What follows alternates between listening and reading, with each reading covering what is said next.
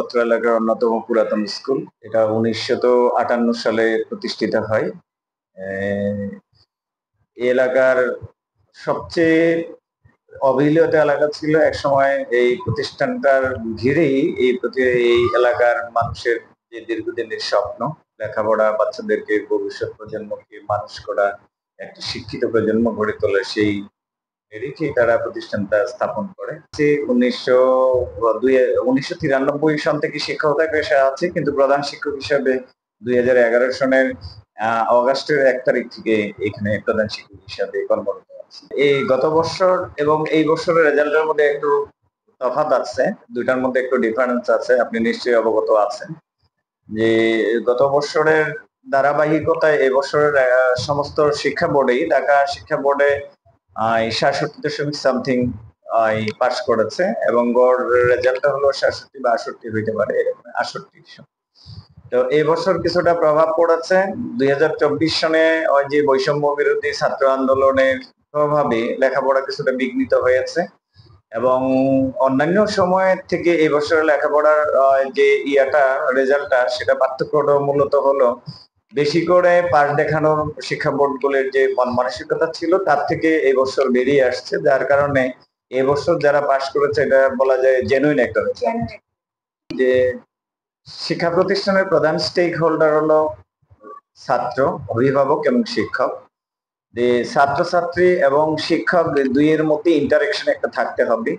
পাঠদান নিয়মিত করা, সিলেবাসটা সঠিক সময়ে কমপ্লিট করা, ছাত্র যে জায়গায় বুঝে না সেই জায়গাটা শিক্ষক যদি শনাক্ত করতে পারেন এবং সেই অনুযায়ী যদি পাঠদান করতে পারেন, তাহলে ছাত্রছাত্রীরা ক্লাসের থেকে ম্যাক্সিমাম যে বেনিফিটটা শিক্ষকের, সেটার থেকে তারা উপকৃত হবে। আরেকটা জিনিস হলো তার সাথে যে অভিভাবকগণের বাড়িতে যে ছাত্ররা কতটুকু সময় দিচ্ছে আর বইয়ে বসছে কিনা, পড়ার টেবিলে বসছে কিনা, শিক্ষকরা যে বাড়ির কাজটা দিচ্ছে হোমওয়ার্কটা, সেই হোমওয়ার্কটা সঠিক সময়ে করছে কিনা এবং কোনো জায়গায় তার ঘাটতি আছে কিনা, সেগুলি যদি আবার শিক্ষকদের সাথে পরামর্শ করে, তাহলে দেখা যাবে এই দুর্বলতাগুলি শনাক্ত করে আর বেশি বেশি ছাত্রছাত্রীদেরকে যে হেল্প করাটা ক্লাসে এবং সেই অনুযায়ী পাঠদান করে তার যে আগায় নেওয়াটা সহজে হয়।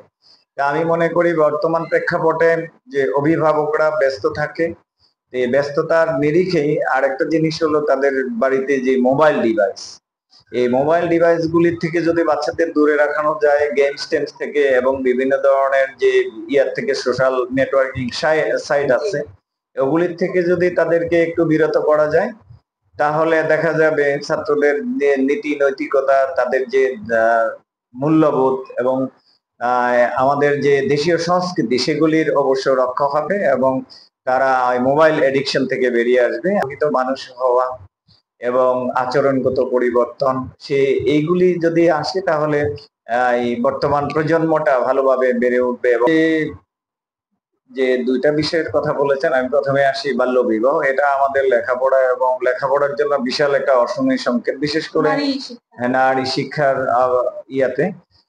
আরেকটা জিনিস দেখা যাচ্ছে, সেটা হলো যে বিশেষ করে প্রান্তিক যে লোকগুলি আছে গ্রামের, তারা বিশেষ করে এই যে বাল্য বিবাহের যে কুফলটা, এটা না বুঝার কারণে দেখা যায় বাল্য বিবাহ দেওয়ার কারণে, বিশেষ করে যে কন্যা শিশু যারা আছে, মেয়ে শিশু, তাদেরকে যদি ওই যে বাল্য বিবাহ থেকে রোধ করা যায়, আমি মনে করি যে গ্রামে বিশেষ করে নারী শিক্ষার একটা জাগরণ ঘটবে।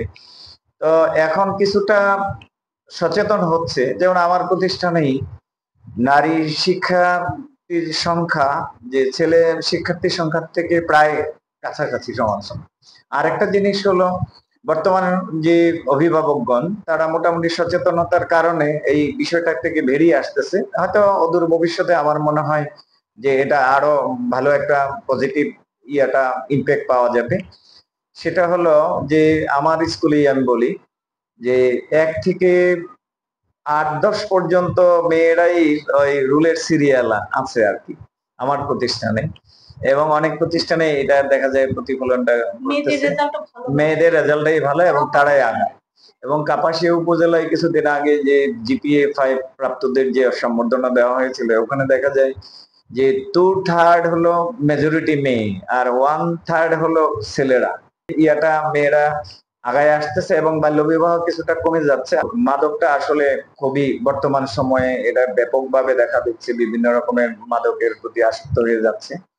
এটা যদি প্রশাসন যদি সাহায্য করে, বিশেষ করে পুলিশ প্রশাসন এবং স্থানীয় যারা গণ্যমান্য ব্যক্তিবর্গ আছে, ওনারা যদি হস্তক্ষেপ করেন, আমার মনে হয় মাদকটাও একসময় হয়তো যে অবস্থায় আছে তার থেকে আস্তে আস্তে কমে যাবে। এখানে আপনি এসেছেন এই জন্য প্রতিষ্ঠানের পক্ষ থেকে, শিক্ষক কর্মচারীর পক্ষ থেকে আমি ধন্যবাদ।